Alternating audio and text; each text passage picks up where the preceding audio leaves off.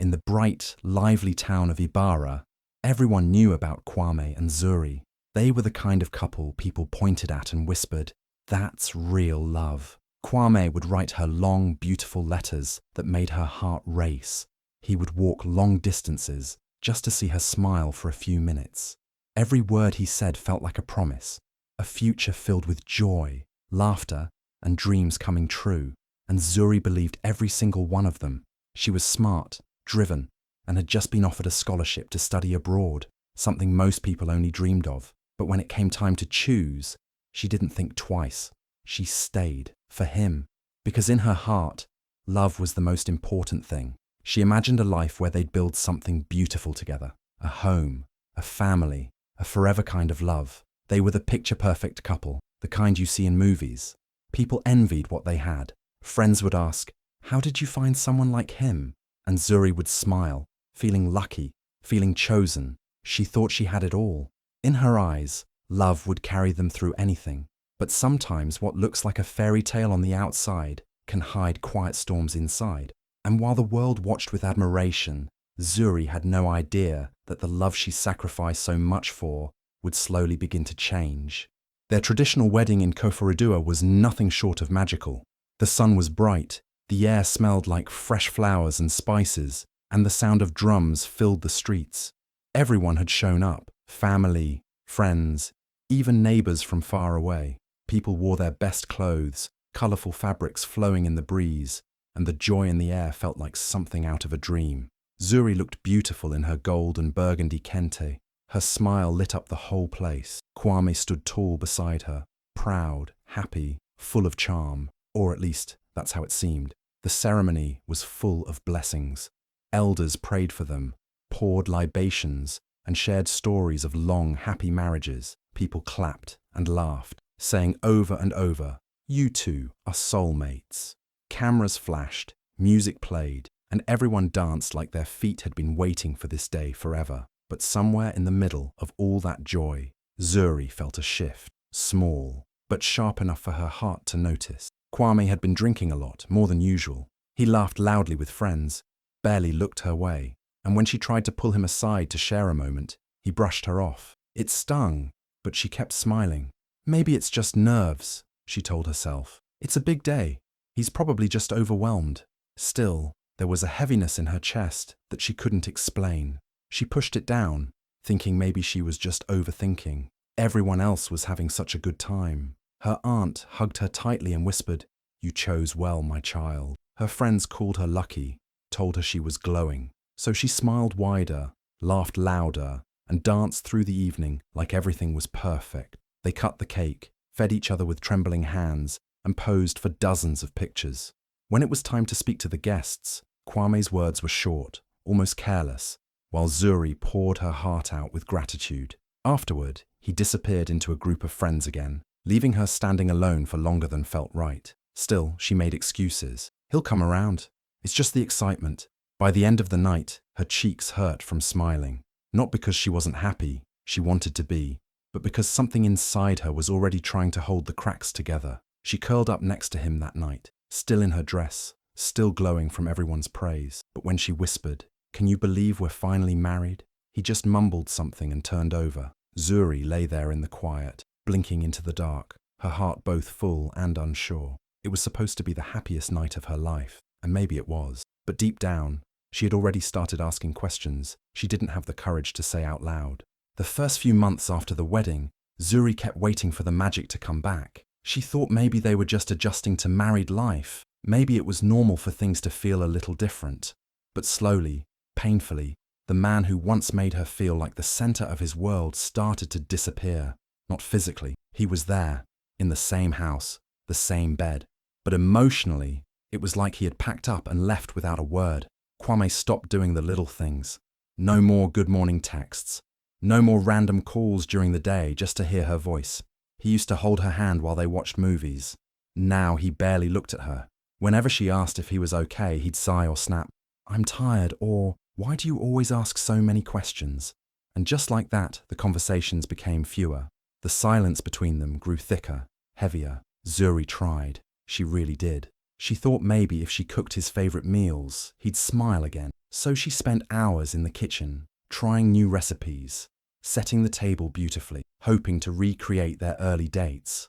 But most nights, he'd eat in silence or scroll through his phone, barely tasting the food, barely noticing her. She left him little notes in his bag, sent him sweet texts during work. Most went unanswered. At night, she would reach for him under the sheets, longing for that warmth, that closeness. But he always turned away, facing the wall. Some nights, he'd say he was too tired. Other nights, he said nothing at all. She'd lie there wide awake, tears soaking into her pillow, wondering what had changed, wondering what she'd done wrong. She replayed their past in her head like an old movie. The long walks, the love letters, the way he used to light up when he saw her. Where did that man go? She missed him, not just as a husband, but as her friend, her safe place. She thought of the scholarship she gave up, the dreams she paused just to build this life with him. And now it felt like she was building alone. She didn't complain to anyone. When people asked how married life was, she'd smile and say, "It's good. We're just adjusting." She didn't want to seem ungrateful or weak. She kept hoping things would change. Maybe if she stayed patient, maybe if she prayed harder, maybe if she just loved him enough for both of them. But deep inside, a quiet voice had started to whisper, a voice she tried to ignore. It said, "This isn't what love is supposed to feel like." And as the silence between them grew louder, that voice grew stronger. It was a small thing, really, a misplaced phone charger, the kind of thing most couples would laugh off or forget in a few minutes. But that night, something in Kwame snapped. He walked around the room, angry, muttering under his breath, and Zuri, already tired from a long day, gently said, "It's just a charger, Kwame. Why are you so upset?" He turned sharply. His eyes were cold, his face full of something she didn't recognize. Then the words came, sharp and cruel, like a knife to her chest. "I regret marrying you. You're not the woman I fell in love with." Zuri froze. The air left her lungs. For a moment, everything felt still, like time had stopped. She couldn't believe what she had just heard. Her ears were ringing. Her heart pounded so loudly she could hear it in her head. She just stood there, staring at him, too shocked to speak. She wanted to say something, anything, to defend herself, to ask why, but the words wouldn't come. Her throat tightened. Her pride, her heart, her soul, all of it burned. It wasn't just what he said. It was how easily he said it, like he'd been holding it in, waiting for a moment to let it out, and all over a charger. But it wasn't really about the charger. It was about everything that had been building up. The silence, the distance, the coldness that had crept into their home and wrapped itself around them like a heavy blanket. She had been holding on so tightly, trying so hard to fix things, to love him through it. And now this. "I regret marrying you." Zuri walked out of the room slowly. She didn't slam the door. She didn't scream. She went into the bathroom, closed the door, and sat on the floor. Her hands were shaking. Her reflection in the mirror looked like a stranger. Tired eyes, trembling lips. A woman who had given everything and still ended up not being enough. She thought about all the things she had let go of. Her scholarship, her dreams, even parts of herself, just to be the woman she thought he wanted. And now he was saying she wasn't even that. She wanted to scream, to cry, to ask him how dare you. But instead, she sat in silence. The same silence that had filled their home for months. Later that night, when he acted like nothing had happened, Zuri stayed quiet. Not because she had nothing to say, but because something inside her had cracked. Something that wouldn't be easily put back together. The words kept echoing in her mind. "You're not the woman I fell in love with." She didn't sleep that night. She just lay there, next to the man who once promised her the world, now wondering if he had ever truly meant it. After that night, Zuri couldn't stop thinking about his words. "You're not the woman I fell in love with." They haunted her, played in her mind like a broken record, and slowly, she started to believe it. Maybe it was her fault. Maybe she had changed too much. Maybe she wasn't enough anymore. She looked at herself differently after that, stood longer in front of the mirror, picking apart things she never used to notice. Maybe she had gained weight. Maybe her skin wasn't glowing like it used to. Maybe she didn't laugh as much or talk as sweetly as she once did. She started thinking of all the ways she could fix herself, because deep down, she believed if she could just become the old Zuri again, maybe Kwame would love her again too. So she tried. She bought new clothes, brighter ones, tighter ones.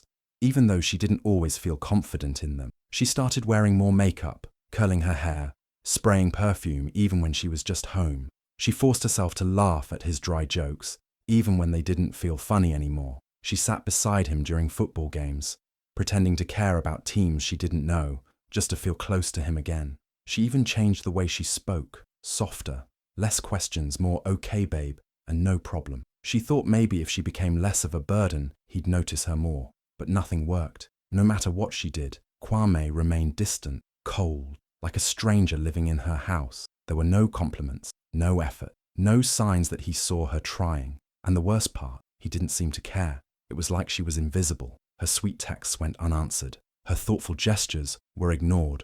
Her tears, the ones she cried quietly in the bathroom in the middle of the night, sometimes even in front of him, were met with silence.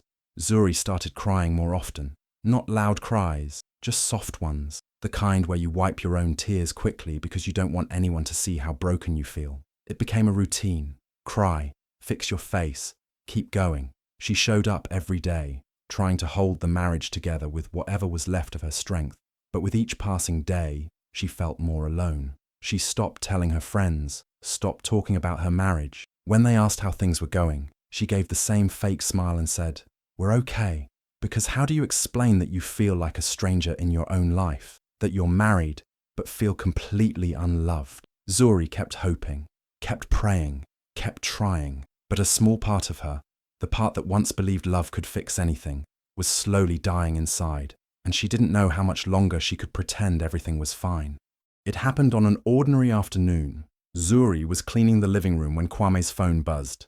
He had left it on the couch, screen facing up. She didn't mean to look. Truly, she didn't. But her eyes caught the name on the screen. Ama, a name she hadn't heard in a long time. His old flame. Something in her chest tightened. The message was still showing. "You always understood me better. I miss how I felt when I was with you." Zuri froze. Her hands trembled as she picked up the phone, heart pounding so loud it drowned out every sound in the room. She opened the chat thread slowly, half hoping she was wrong, half praying it was innocent, but it wasn't. There they were, message after message, Kwame pouring his heart out to another woman, telling her things he hadn't said to Zuri in months. "My wife isn't exciting. She's changed. She's boring now. I miss who I used to be when I was with you."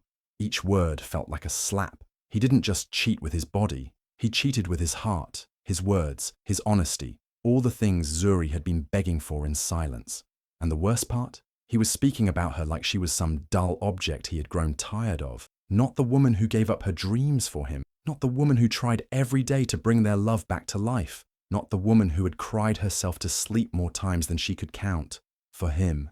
Zuri sat there for a long time, staring at the screen. She didn't cry, not at first. She felt numb, empty, like everything she'd been carrying on her back, the blame, the guilt, the pain, had suddenly crashed down and buried her. She didn't scream, she didn't call him. She didn't wait for him to come home and explain. Instead, she got up quietly, went into the bedroom, and pulled out a small travel bag. She packed only what she needed, a few clothes, her toothbrush, her journal.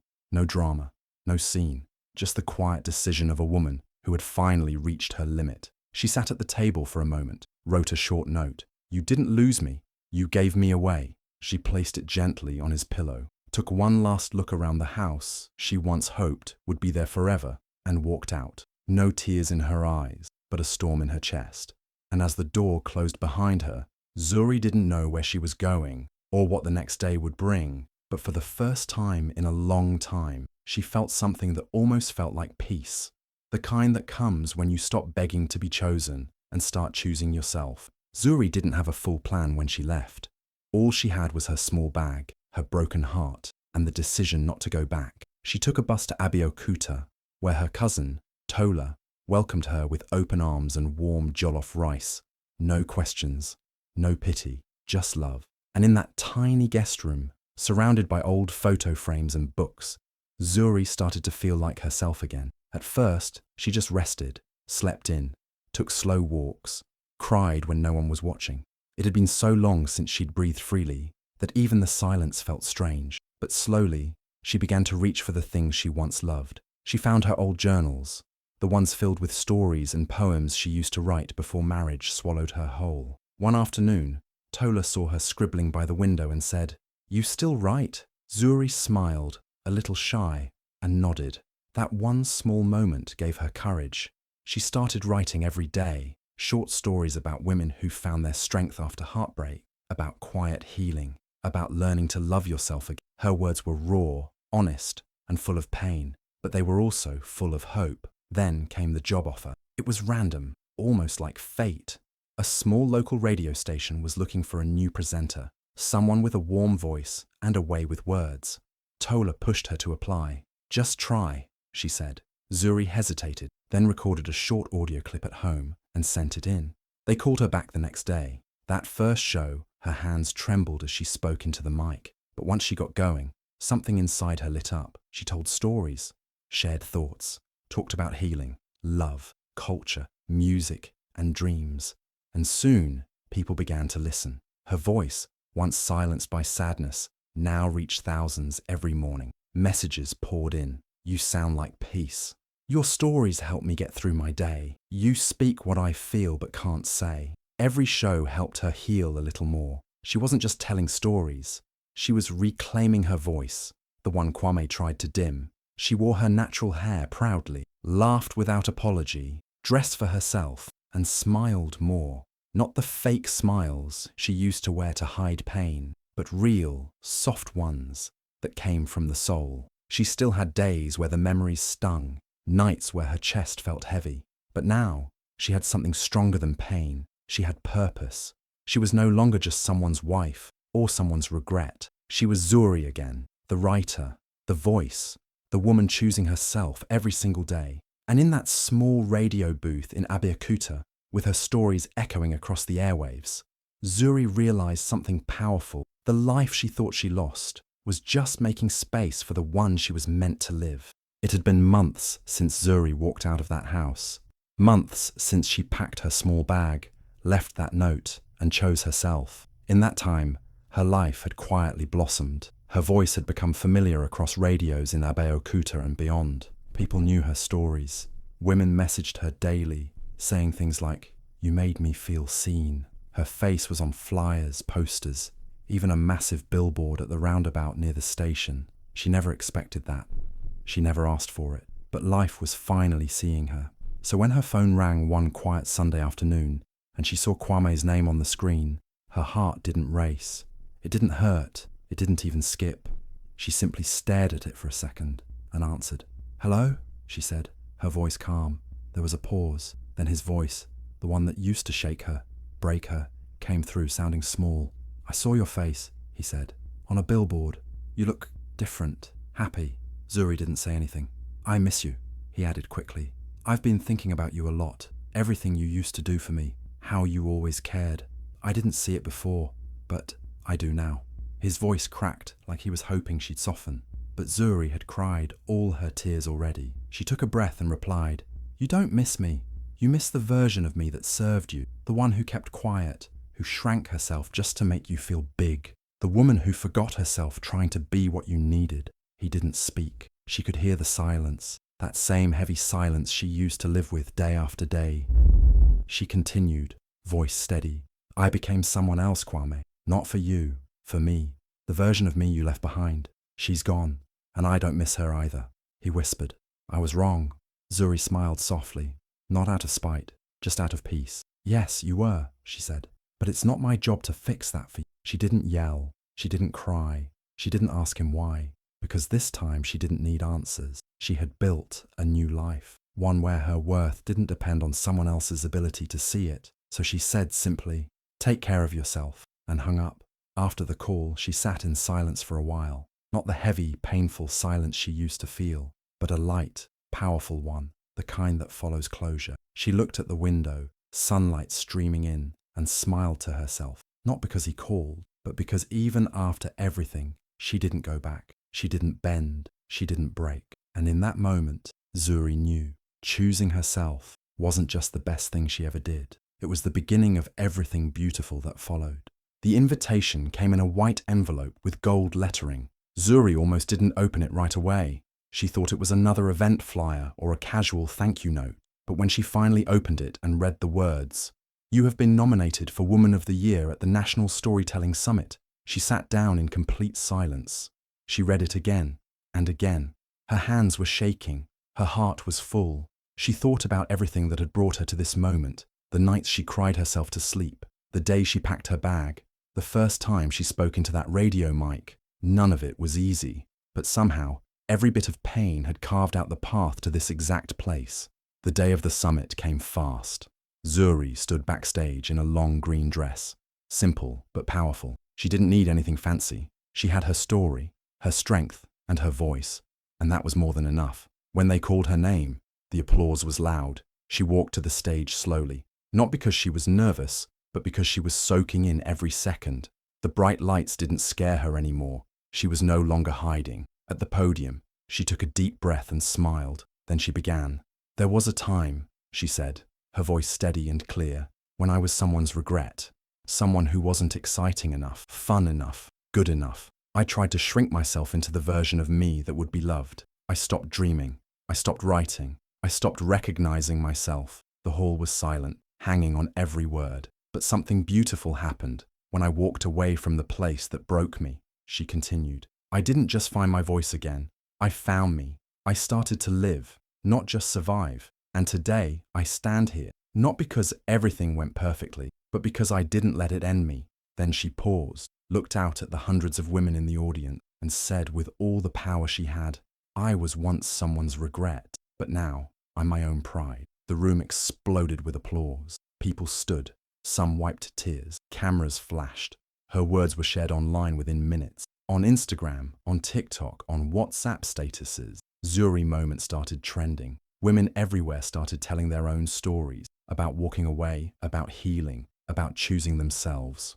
Zuri sat backstage after the event, her award in her hand, her heart full. She didn't feel like she had won. She felt like she had come home to herself, and no recognition, not the award, not the applause, not the viral posts, could ever match the peace she felt in her chest. This wasn't just about storytelling. This was about reminding women everywhere that being your own pride is the most powerful story you'll ever tell. Zuri never planned to become a symbol. She just wanted to survive, to heal, to breathe again. But her story, raw, honest, and full of courage, touched something deep in people, especially in women. They saw themselves in her journey, in her quiet suffering, in her powerful comeback. And slowly, Zuri became more than a voice on the radio. She became a light for others, still stuck in the dark. She used her platform not just to speak, but to lift others. She launched a writing program called Her Voice Matters,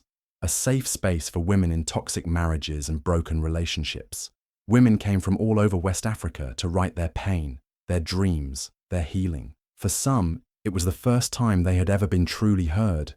And Zuri was there for all of them, not as a celebrity, but as a sister who understood. She would sit beside them, hold their hands, read their stories with tears in her eyes.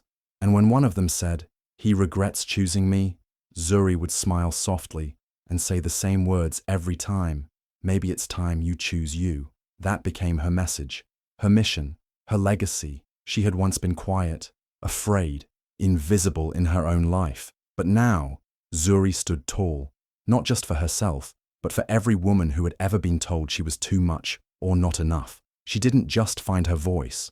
She gave others permission to find theirs too. And that, more than any award or applause, was her greatest achievement.